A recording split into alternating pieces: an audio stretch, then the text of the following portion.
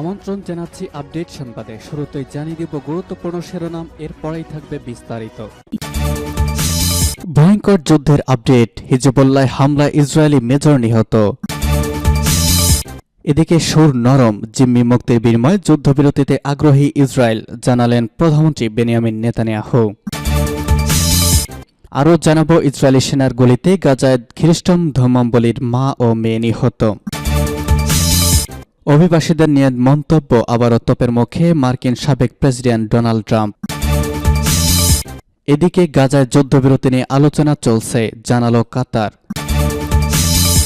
এবং সর্বশেষ জানাবো ধর্মীয় স্বাধীনতার বিষয়ে ভারতকে বিশেষ উদ্বেগজনক দেশ ঘোষণা করার আহ্বান। শুনছিলেন সংবাদ শিরোনাম, এখন বিস্তারিত। তার আগে অনুরোধ থাকবে ভিডিওতে একটি লাইক দিন এবং কমেন্টস করে জানিয়ে দিন কোন জেলা থেকে বা কোথা থেকে আমাদের সঙ্গে যুক্ত রয়েছেন। হিজবুল্লাহর হামলায় ইসরায়েলি মেজর নিহত। ইসরায়েলি সেনাবাহিনী আইডিএফ বলেছে মেজর জেনারেল লেকিয়ে আজরি উত্তর সীমান্তে হিজবুল্লাহর হামলায় নিহত হয়েছেন। লেবাননের সঙ্গে উত্তর সীমান্তে অভিযান চালানোর সময় তিনি নিহত হয়েছেন। তিনি ১২৯তম ব্যাটালিয়নে একজন যোদ্ধা ছিলেন।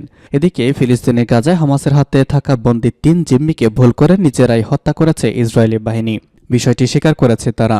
এই ঘটনায় দেশটিতে বড় ধরনের বিক্ষোভ ছড়িয়ে পড়েছে। এই অবস্থায় জিম্মি মুক্তি নিয়ে নতুন করে আলোচনা শুরু করেছে ইসরায়েল। নিহত ৩ ইসরায়েলি জিম্মি হলেন ইয়াতম হাইম, সামের তালালকা এবং এলন শামরিজ। তাদের মধ্যে ২ জন ঘটনাস্থলে নিহত হয়েছেন, অন্যজন চিকিৎসাধীন অবস্থায় মারা গিয়েছেন। এক বিবৃতিতে ইসরায়েল বাহিনী বলেছে, গাজার উত্তরাঞ্চলে সোজাই এলাকায় শুক্রবার অভিযানের সময় তাদের গুলিতেই ৩ জন নিহত হয়েছেন। এই ঘটনাকে অবর্ণনীয় দুঃখজনক বলে মন্তব্য করেছেন ইসরায়েলের যুদ্ধবাজ প্রধানমন্ত্রী বেঞ্জামিন নেতানিয়াহু। এ বিষয়ে হোয়াইট হাউজের মুখপাত্র জন কির্বি বলেছেন, এটা অত্যন্ত দুঃখজনক ভুল। গত ৭ অক্টোবর ইসরায়েলি হামলা চালিয়ে প্রায় ২৫০ জন জিম্মিকে ফিলিস্তিনি স্বাধীনতাকামী সংগঠন ধরে নিয়ে যায় হামাস যোদ্ধারা। মাঝে যুদ্ধবিরতি চলার সময় বেশ কিছু জিম্মিকে মুক্তি দেওয়া হয়। এখনও হামাসের কাছে ১৪০ জনের মতো জিম্মি থাকতে পারে বলে জানিয়েছে ইসরায়েল। জিম্মি মুক্তির বিনিময়ে যুদ্ধবিরতিতে আগ্রহী ইসরায়েল। গাজায় আটক জিম্মিদের মুক্তির বিনিময়ে যুদ্ধবিরতি এবং ফিলিস্তিনি বন্দীদের মুক্তির জন্য একটি নতুন চুক্তিতে পৌঁছানোর জন্য ইসরায়েলি কর্মকর্তার আগের থেকে বেশি ইচ্ছুক। মিশরের ২টি নিরাপত্তা সূত্র এই তথ্য জানিয়েছে। ইসরায়েলি গোয়েন্দা সংস্থা মোসাদের প্রধান ডেভিড বার্নি আলোচনা পুনরুজ্জীবিত করতে গত রাতে ইউরোপে কাতারের প্রধানমন্ত্রী মোহাম্মদ বিন আব্দুল রহমান আল থানির সঙ্গে দেখা করেছেন। গাজা ইসরায়েলি ও ফিলিস্তিনি ইসলামী গোষ্ঠী হামাসের মধ্যে সংঘাত শুরুর পর ১০ সপ্তাহ পার হয়েছে। সর্বশেষ কাতারি মধ্যস্থতাকারীদের সঙ্গে বৈঠকের প্রতিবেদনের বিষয়ে ইসরায়েলের পক্ষ থেকে তাৎক্ষণিকভাবে কোনো প্রতিক্রিয়া পাওয়া যায়নি।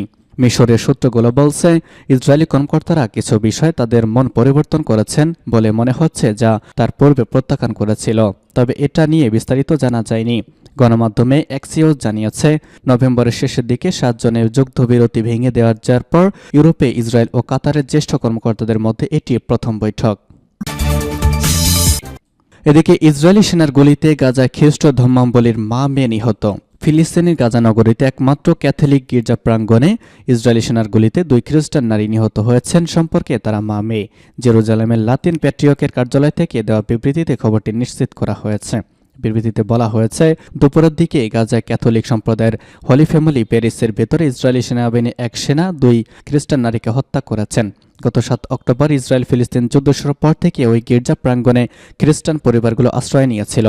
বিবৃতিতে আরও বলা হয়েছে, সিস্টার কনভেন্টের দিকে যাওয়ার সময় নাহিদা ও তার মেয়ে সামারকে গুলি করে হত্যা করা হয়েছে। প্রথমে একজন গুলিবিদ্ধ হয়েছেন, অপরজন তাকে নিরাপদ সরিয়ে নেওয়ার চেষ্টা করলেও তাকেও গুলি করে হত্যা করা হয়েছে। অন্যান্যদের বাঁচানোর চেষ্টা করার সময় গুলিতে আরও ৭ জন আহত হয়েছেন বলে বিবৃতিতে উল্লেখ করা হয়েছে। জেরুজালেমের লাতিন প্যাট্রিয়ট পিয়ের বাস্তিকা পিৎজাবাল্লার বরাত দিয়ে ভ্যাটিকান প্রেস এজেন্সি জানিয়েছে, একজন বয়স্ক নারী এবং তার মেয়ে নিহত হয়েছেন। এপির পক্ষ থেকে ব্যাপারে জানতে চাওয়া হলে ইসরায়েলি সেনাবাহিনী বলেছে, তারা ঘটনাটি খতিয়ে দেখছে। যে গির্জা প্রাঙ্গণে ঘটনাটি ঘটেছে সেটি গাজা উপত্যকার একমাত্র ক্যাথলিক গির্জা। প্যাট্রিয়কের কার্যালয় থেকে বলা হয়েছে, গুলি শুরু করার আগে কোনো ধরনের সতর্কমূলক সংকেত দেওয়া হয়নি। বিবৃতিতে আরও বলা হয়েছে, একটি সন্ন্যাসী মাঠেও ইসরায়েলি ট্যাঙ্ক থেকে গোলা হামলা হয়েছে। হামলায় সেখানকার জেনারেটর ও জ্বালানি সরবরাহ বন্ধ হয়ে গেছে। একটি ভবন সব বসবাসের অনুপযোগী হয়ে পড়েছে। সেখানে ৫৪ জন শারীরিক অক্ষম ব্যক্তি থাকতেন। তারা এখন বাস্তুত হয়ে পড়েছেন। তাদের কারো কারো শ্বাসযন্ত্রের প্রয়োজন হলেও শ্বাসযন্ত্র নেই। ভ্যাটিকান প্রেস এজেন্সির তথ্য অনুসারে এসব হামলায় 3 জন আহত হয়েছেন। ইতালির শীর্ষ কূটনৈতিক অ্যান্তোনিও তাজানি খ্রিস্টানদের সুরক্ষা নিশ্চিত করার জন্য ইসরায়েল সরকার ও সেনাবাহিনীর প্রতি আহ্বান জানিয়েছেন। গত 7 অক্টোবর ইসরায়েলে অতর্কিত হামলা চালায় ফিলিস্তিনি স্বাধীনতাকামী সংগঠন হামাস। এতে 1104 জনকে ইসরায়েলি নিহত নিয়ে যায় এবং ওই থেকে ইসরায়েলি নির্বিচারে হামলায় গাজায় কমপক্ষে প্রায় 20,000 ফিলিস্তিনি নিহত হয়েছেন, তাদের বেশিরভাগই নারী এবং শিশু। অভিবাসীদের নিয়ে মন্তব্য আবারও তোপের মুখে ডোনাল্ড ট্রাম্প। যুক্তরাষ্ট্রের রক্ত খারাপ করেছে অনিবন্ধিত অধিবাসীরা, এমন মন্তব্য করে আবারও বিতর্কের মুখে পড়েছেন সাবেক মার্কিন প্রেসিডেন্ট ডোনাল্ড ট্রাম্প। তার এই ধরনের মন্তব্য জেনোফোবিক, বিদেশিদের প্রতি ঘৃণার মনোভাব এবং নাৎসি বক্তব্যের প্রতিদ্বন্দ্বী বলে অভিযোগ করেছিল আগের বারই। 2017 সালে যুক্তরাষ্ট্রের প্রেসিডেন্ট হওয়ার পর অভিবাসন বিরোধী একাধিক পদক্ষেপ নিয়েছিলেন ট্রাম্প। 2024 সালে নির্বাচনে জিতে দ্বিতীয়বারের মতো ক্ষমতায় যেতে পারলে অবৈধ অভিবাসন প্রতিরোধ এবং বৈধ অভিবাসন নীতি কঠোর করার ঘোষণা দিয়েছেন তিনি। গতকাল নিউ হ্যাম্পশায়ারের একটি মোর্চার সমাবেশে যোগ দিয়েছিলেন এই রিপাবলিকান নেতা। সেখানে কয়েক হাজার সমর্থকদের সামনে তিনি বলেছেন, অনিবন্ধিত অভিবাসী আমাদের দেশের রক্ত বিষাক্ত করে তুলেছে। দক্ষিণ আমেরিকা ছাড়া এশিয়া, আফ্রিকা, সারা বিশ্ব থেকে তারা আমাদের দেশে আসছে।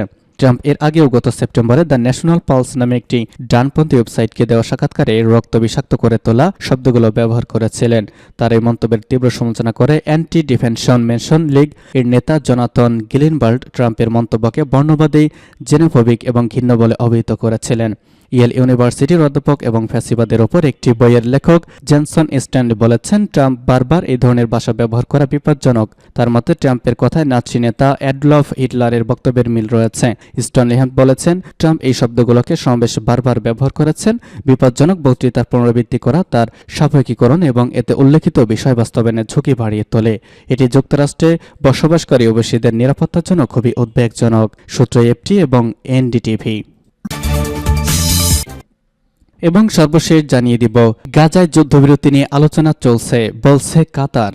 ফিলিস্তিনের গাজা উপত্যকা জুড়ে ইসরায়েলি বাহিনী নির্বিচারে হামলা চালিয়েই যাচ্ছে। সেখানে আরেক দফা যুদ্ধবিরতি নিয়ে আলোচনা চলছে বলে জানিয়েছে মধ্যপ্রাচ্যের দেশ কাতার। কাতার পররাষ্ট্রমন্ত্রীর একটি বিবৃতিতে জানিয়েছে যে আলোচনা চলছে। কাতার পররাষ্ট্রমন্ত্রীর বিবৃতিতে বলা হয়েছে, মানব বিরতির জন্য কূটনৈতিক প্রচেষ্টা অব্যাহত রয়েছে। একটি সমন্বিত ও টেকসই চুক্তি সম্পাদনের মাধ্যমে যুদ্ধ অবসানের প্রত্যাশা করছে কাতার। আমাদের ফিলিস্তিনি ভাইদের রক্তপাত বন্ধ করতে হবে। শুক্র শনিবার অবরুদ্ধ গাজা উপত্যকায় স্থল, আকাশ ও নৌপথে হামলা চালিয়েছে ইসরায়েলি বাহিনী। এতে অনেকেই হতাহত হয়েছেন। নিহত হয়েছেন আল জাজিরার সাংবাদিক সামির আবু দাকা। গত 7 অক্টোবর ইসরায়েলে অতর্কিত হামলা চালায় ফিলিস্তিনি স্বাধীনতাকামী সংগঠন হামাস। এতে প্রায় 1200 ইসরায়েলি নিহত হন। ওই দিন থেকে ইসরায়েলের নির্বিচারে হামলায় গাজায় প্রায় 20,000 ফিলিস্তিনি নিহত হয়েছেন, যাদের মধ্যে অধিকাংশ শিশু এবং নারী, বলা হয়েছে 70%। গাজার খান ইউনিসে ব্যাপক হামলা চালিয়েছে ইসরায়েল। প্রাণ বাঁচাতে হাজার হাজার মানুষ ঘরবাড়ি ছেড়ে পালাচ্ছে। গতকাল গাজা হামাসের হাতে থাকা 3 জন জিম্মিকে ভুল করে নিজেরাই হত্যা করেছে শুক্রবার। ইসরায়েলি বাহিনী জানিয়েছে আইডিএফ বিষয়টি স্বীকার করেছে তারা। এই ঘটনায় দেশটিতে বড় ধরনের বিক্ষোভ ছড়িয়ে পড়েছে। এই অবস্থায় জিম্মি মুক্তি নিয়ে নতুন করে আলোচনা শুরু করেছে ইসরায়েল। ফিলিস্তিনি গাজা উপত্যকা জুড়ে ইসরায়েলি বাহিনী নির্বিচারে হামলা চালিয়ে যাচ্ছে। সেখানে আরেক দফা যুদ্ধবিরতি নিয়ে আলোচনা চলছে বলে জানিয়েছে মধ্যপ্রাচ্যের দেশ কাতার। শনিবার কাতার পররাষ্ট্র মন্ত্রণালয় একটি বিবৃতিতে জানিয়েছে আলোচনা চলছে।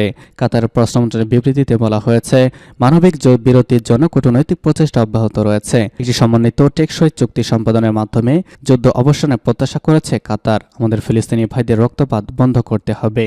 গত 7 অক্টোবর ইসরায়েলে অতর্কিত হামলা চালায় ফিলিস্তিনি স্বাধীনতাকামী সংগঠন হামাস। গত শুক্রবার বলা হয়েছে, গাজায় হামাসের হাতে থাকা 3 জন জিম্মিকে ভুল করে নিজেরাই হত্যা করেছে ইসরায়েলি বাহিনী। তারা হলেন ইহম হাইম, সায়েম তালালকা এবং এলন শামরিজ।